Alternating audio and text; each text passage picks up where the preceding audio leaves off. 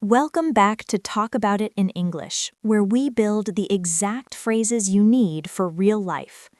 Today, we are going to build a conversational rescue plan for the exact moment your dinner out goes completely wrong. Imagine this. It is 7:30 in the evening. The restaurant is packed. The waiter drops a plate in front of you and rushes off. You look down, and it is chicken. You ordered the vegetarian pasta. Your stomach drops, and you instantly dread having to wave the waiter back over to complain. I used to just stay quiet and eat the wrong food, terrified that saying you made a mistake in English would make the waiter hate me or cause a massive public scene. By the end of this short lesson, you will have the 4 diplomatic, native-level phrases you need to get your food swapped out smoothly, politely, and without any awkwardness. This exact scenario is one of the most common reasons language learners feel defeated after a night out. You go out to treat yourself, you practice your ordering vocabulary in your head, you successfully place the order, and you feel great. But then the system breaks down, the wrong food arrives, and suddenly you're completely frozen. It is such a specific, horrible feeling because in that split second, your brain is doing too many things at once. First, you are processing the visual shock that the food is wrong. Second, you are feeling a spike of frustration or disappointment. And third, you are desperately searching your mental dictionary for the English words to fix the problem without sounding like a terrible, angry person. Exactly, and the problem is the vocabulary we learn in traditional language classes completely fails us in this moment. If you open a textbook, it'll tell you to say something like, "Excuse me, waiter, you brought me the wrong dish," or "This is not what I ordered, please take it back." Which is grammatically perfect, but culturally disastrous. If you say, "You brought me the wrong dish," you are using a direct you statement. In English-speaking customer service culture, pointing directly at the person and using the word you immediately sounds like an accusation. It makes the waiter defensive. It makes the table go quiet. It ruins the vibe of the dinner. I remember sitting in a diner in New York years ago. I had ordered a simple grilled cheese sandwich. The waiter brought me a massive tuna melt. I hate tuna, but I looked at the waiter who was sweating and carrying 3 other plates, and my mind just went blank. I could only think of the phrase, "You made a mistake," and I was so scared of sounding aggressive that I just smiled, said thank you, and ate a terrible tuna sandwich while my friends enjoyed their meals. I left the restaurant feeling so frustrated with myself. We've all been there. You pay for an experience, but you do not get what you paid for, simply because the social friction of correcting a native speaker feels too high. But the truth is, native speakers send food back all the time. The difference is not that native speakers are braver. The difference is that they have a specific set of conversational tools designed to de-escalate the tension. They use softening language that completely removes the blame from the waiter. That is the secret. You do not need to be aggressive to get what you want. You actually need to be intensely polite, but firm. And today, we're going to break that down into 4 simple steps. Step 1 is the soft flag. Step 2 is the actually pivot. Step 3 is the action request. And step 4 is the recovery. If you memorize this exact sequence, you'll never have to eat the wrong food again. Let us start with step 1, the soft flag. This is how we get the waiter's attention and announce that there's a problem without pointing any fingers. We're going to completely erase the word mistake from our vocabulary. Instead, we are going to use the word mix-up. Mix-up is a fantastic noun. A mix-up simply means a confusion or a misunderstanding. The beauty of this word is that it doesn't blame anyone. If I say, "You made a mistake," I'm attacking your competence. If I say, "There was a mix-up," I'm blaming the universe. I'm suggesting that somewhere between the kitchen, the computer, and the table, a magical, mysterious confusion happened. It removes all the personal guilt from the waiter. So here's your step 1 phrase. "Excuse me, I think there might be a slight mix-up." Let me say that again slowly. "Excuse me, I think there might be a slight mix-up." Notice how many softening words we have packed into one short sentence. We don't just say, "There's a mix-up." We say, "I think there might be a slight mix-up." It's almost funny how polite it is. You're looking directly at a plate of chicken when you ordered pasta. You know for a fact that it's the wrong food, but you still say, I think there might be. This is a crucial aspect of English conversational culture. We soften facts to protect people's feelings. By saying, I think there might be, you're giving the waiter the space to realize the error themselves, rather than forcing it in their face. Let us look at the pronunciation, because the way you deliver this phrase is just as important as the words themselves. If you say it with a flat, robotic tone, it will still sound a bit cold. You want your voice to sound collaborative and slightly inquisitive. Your pitch should go up slightly at the end of the sentence. Listen to the melody. Excuse me, I think there might be a slight mix-up. The connected speech here is also really important for sounding natural. Look at the phrase, might be a. When native speakers say this quickly, we do not hit the T in might. We completely drop it. We blend the words together so it sounds like, might be ya, might be ya. I think there might be a slight mix-up. Let us practice this together. Wherever you are right now, whether you are walking to work or doing the dishes, I want you to speak out loud. We are going to shadow this phrase. I will say it, and I want you to immediately repeat it, copying my exact rhythm and the soft, upward melody at the end. Ready? Excuse me, I think there might be a slight mix-up. Excellent. Let's do it one more time. Imagine the waiter is walking past your table. You catch their eye, you give a small, polite smile, and you deliver the line. Ready? Excuse me, I think there might be a slight mix-up. Perfect. Now the waiter has stopped. They look at your plate. They might look a little confused. Now we move to step 2, the actual pivot. This is where you state the truth of what you ordered. But again, we are not going to be blunt. We're not going to say, I wanted the pasta. We're going to use a conversational cushion. The phrase for step 2 is, I actually ordered the vegetarian pasta. Let's break that down. I actually ordered the vegetarian pasta. The absolute star of this sentence is the word actually. In a lot of language textbooks, actually is taught as a synonym for in fact or in reality. And while that is technically true, in spoken English, actually is used as an emotional shock absorber. That is a great way to describe it. When you have to contradict someone or correct a situation, starting with the word actually softens the blow. It signals to the listener, I am about to give you some new information that goes against what you currently believe, but I'm doing it nicely. If I just say, I ordered the pasta, it sounds like a demand. If I say, I actually ordered the pasta, it sounds like a helpful clarification. I use actually constantly when I'm navigating awkward social moments. If someone invites me to a party on Friday, but I can't go, I will not say, I'm busy on Friday. I will say, I'm actually busy on Friday. It just makes everything feel less harsh. In the restaurant scenario, it bridges the gap between the wrong food on the table and the right food in your memory. Let's talk about the rhythm of this phrase, because the word actually has a very specific stress pattern. It has 3 syllables, act, you, ul, li. But all the power, all the stress goes on that very first syllable, actually. Listen to how I stretch that first sound. I actually ordered the vegetarian pasta. And notice what Lily does with the word ordered. She does not overpronounce the ed ending. It is not ordered ed. The D at the end of ordered links directly into the word the. Ordered the. Ordered the.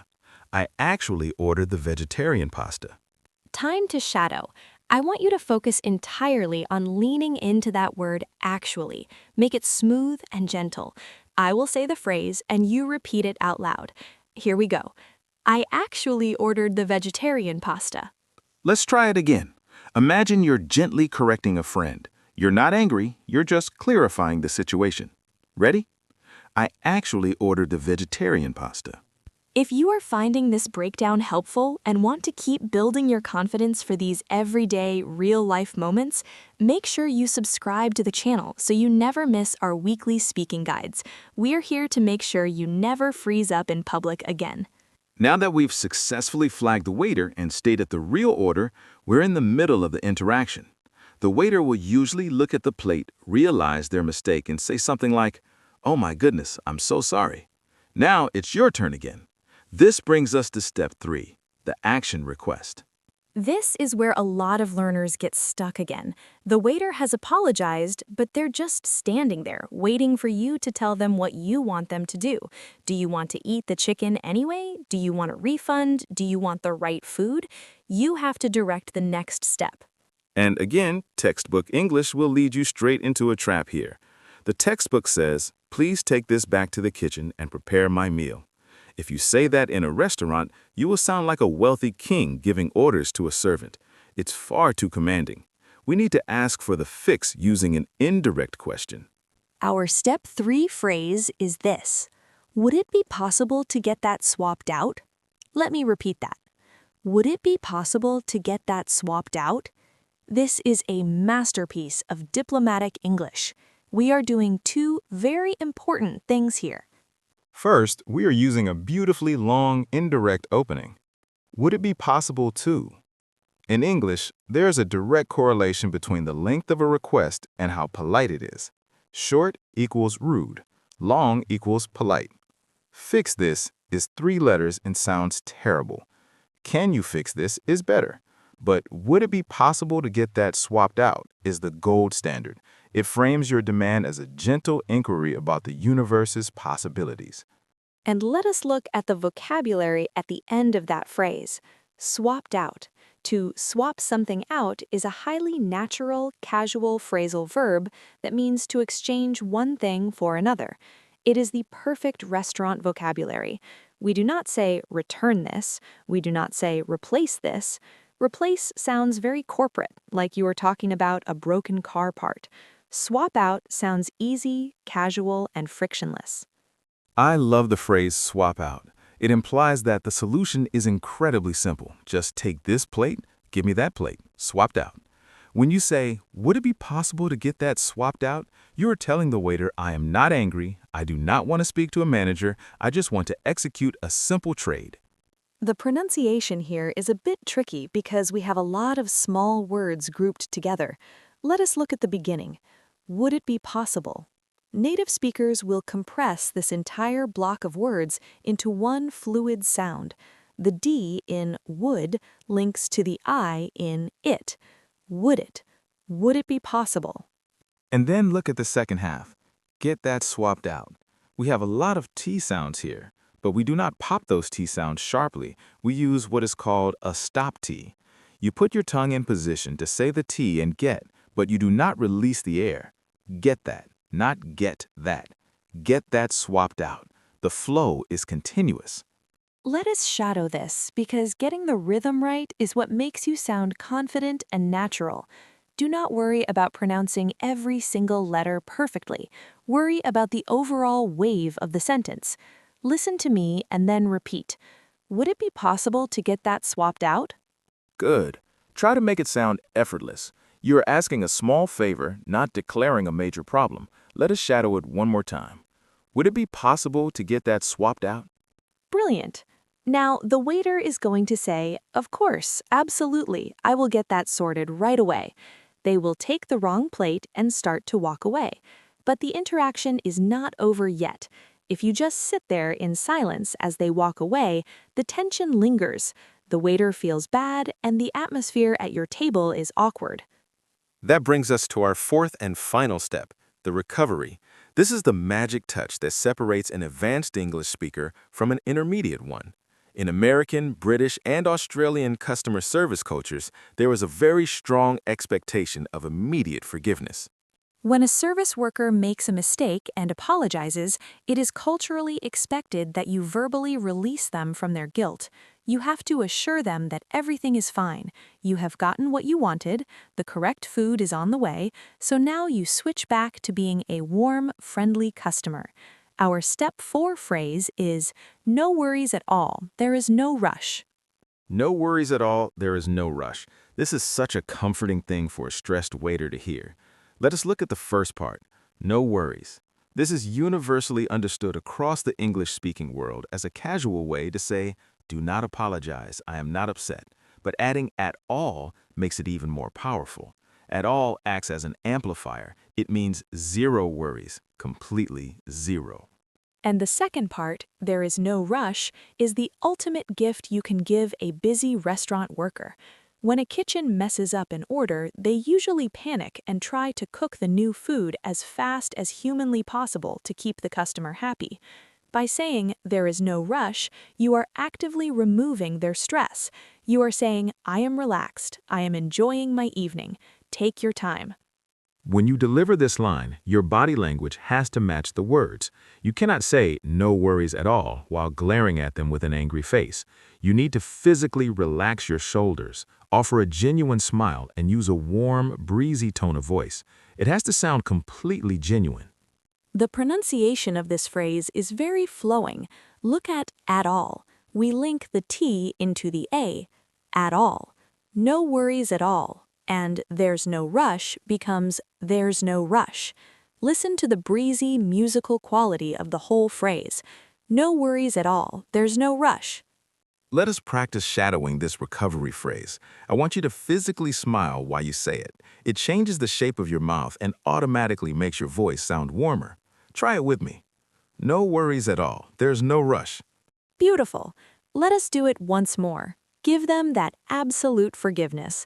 No worries at all. There's no rush. You now have the complete 4-step conversational rescue plan. You have the soft flag to get attention, you have the actually pivot to state the truth, you have the action request to fix the problem, and you have the recovery to rebuild the relationship. If you use these 4 steps, you will never have to sit in awkward silence and eat the wrong meal again. To make sure these phrases stay in your mouth and not just in your head, we are going to do a master shadowing drill. We are going to run through the entire scenario in real time. James will play the part of the busy waiter. I will play the part of you, the customer. I want you to speak my lines out loud right along with me. Imagine the scene one last time. The restaurant is loud. I am the waiter. I rush over to your table, I put a plate of chicken down in front of you, and I start to turn away. You need to stop me. Ready? Speak with me. Excuse me, I think there might be a slight mix-up. Oh, I am so sorry. Is everything okay? Speak with me. I actually ordered the vegetarian pasta. Oh my goodness, you are completely right. I grabbed the wrong plate from the kitchen. I am so sorry about that. Speak with me. Would it be possible to get that swapped out? Yes, absolutely. I will take this back and get your pasta right away. I am so sorry for the delay. Speak with me. No worries at all. There's no rush. And scene. That was fantastic. Notice how the entire interaction took less than 20 seconds. There was no screaming, there was no demanding to see a manager, there was no panic. It was just 2 adults resolving a minor issue smoothly and politely. The more you practice this specific sequence, the more automatic it will become. The next time a waiter brings you the wrong dish or a barista makes your coffee with the wrong milk, your brain will not freeze. Your muscle memory will just take over, and you will calmly say, "Excuse me, I think there might be a slight mix-up." And the best part is how empowering it feels. When you successfully advocate for yourself in a second language, when you get exactly what you paid for and you do it with grace and politeness, your confidence skyrockets. You stop feeling like a helpless language learner and you start feeling like a fully functional participant in the culture. That is exactly what we want for you. Your challenge for this week is to practice this 4-step routine in the mirror. Say the words out loud until they feel completely natural on your tongue. Remember, making mistakes is just part of living in the world, and now you have the exact tools to fix them gracefully. Now that you know how to fix a mistake, make sure your initial order is perfectly clear by watching our video on how to order at a busy restaurant like a local right over here. Click that video and we will see you there to keep practicing.